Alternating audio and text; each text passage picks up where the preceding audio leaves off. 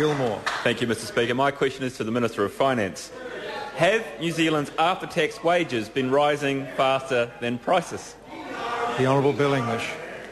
Mr Speaker, yes, since September 2008, real after-tax wages in New Zealand have risen 8.7% in less than 2 years since that time. This calculation is based on the Stats New Zealand Quarterly Employment Survey data on average weekly ordinary time earnings, the same series that is used for calculating the annual adjustments to national superannuation. Treasury forecasts show that real after-tax wages are expected to grow by around 1% per year each year over the next 4 years. Aaron Gilmore. Supplementary question. How has after-tax wage growth in New Zealand compared with Australia? The Honourable Bill English. Well, Mr Speaker, as the House will be aware, the real after-tax wages in New Zealand grew by only 3% in the 9 years from 1999 to September 2008. The comparable series for Australia shows that in that same period where real after-tax wages grew 3% in New Zealand from 1999 to 2008, in Australia they grew by 19%. 3% in New Zealand, 19% in Australia. And that record under the previous Labor government is one of the reasons for the wage gap between Australia and New Zealand. Honourable David Cunliffe. Order. Mr Speaker. Honourable David Cunliffe. To the Minister of Finance, does his figure that real after-tax wages have grown by 8.7% over the past 2 years include Labor's 2008 October tax cut?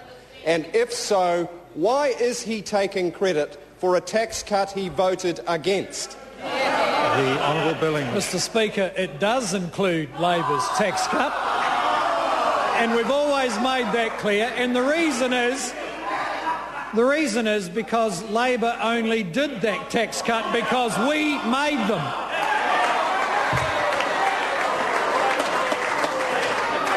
Aaron Gilmore. Thank you, Mr Speaker. Supplement. Order. Order. I'd like to be able to hear. The member has a big voice at the back there, but I can't hear him through that noise. Aaron Gilmore. Thank you, Mr Speaker. Supplementary question to the Minister. What has happened to real after-tax wages in New Zealand and Australia since 2008? The Honourable Bill English. Well, Mr Speaker, as I said, since September 2008, real after-tax wages have grown by 8.7% in New Zealand.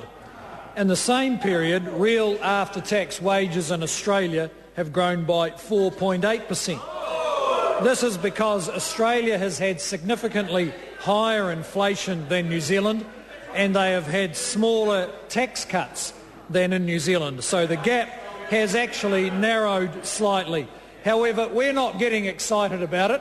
The damage done by the previous government is so significant it'll take a good 10 years or so to really make significant progress in closing up that gap. The Honourable David Cunliffe.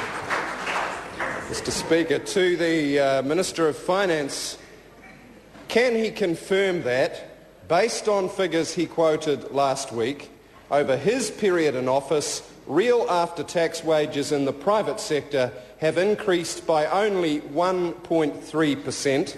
And does Treasury say that the increase in GST will push inflation to close to 6%? And if so, how many people does he anticipate will get a 6% wage increase next year? The Honourable Bill English. Mr Speaker, well, I can't confirm whether it's 1.3%, but if it is, that is half of the increase. In 18 months, we've achieved half of the increase in the real after-tax wage that Labor achieved in 9 years. So 1.3% is pretty good.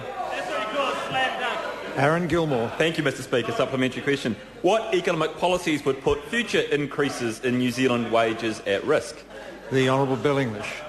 Well, Mr Speaker, the policies that would put further increases in New Zealand's real wages at risk would be the same ones that did so much damage to them in the last decade, and that is soaring government spending, a withering export sector, a bloated public service, excessive borrowing for speculation in housing, and economic policy that undermined the productive capacity of the nation. This government has turned all of those around.